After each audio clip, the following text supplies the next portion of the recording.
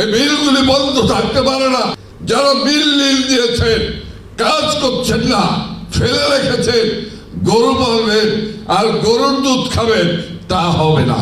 পাটের যদি ন্যায্য মূল্য না হয়, তাহলে মানুষ শাক সবজি বাদ দিয়ে কেন পাট করবে?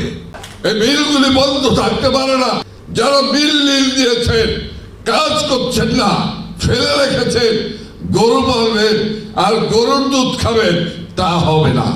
ভালো পাট উৎপাদন যেমনি নিশ্চিত করতে হবে, তেমনি ভাবে বদ্ধ সত্যভোগী এদের কাছ থেকে মুক্ত করে পাট চাষীদের ন্যায্য পাট মূল্য দিতে পারলেই তারা আগ্রহ বাড়বে, পাট চাষ করবে।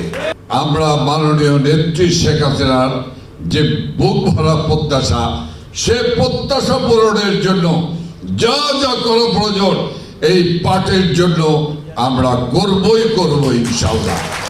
উদ্যোক্তাদের এগিয়ে আসতে হবে, আমাদের বন্ধ মিলগুলো চালু করতে হবে। ভালো পাট বীজ ছাড়া ভালো পাট উৎপাদন সম্ভব নয়। ভালো পাট যদি না হয়, তাহলে ভালো দাম পাওয়া সম্ভব নয়। ভালো পাট যদি আপনি উৎপাদন না হয়, তাহলে ভালো পাট পণ্য করা সম্ভব নয়। আর সেই ভালো পাট করতে হলে ভালো উন্নত মানের বীজ করতে হবে।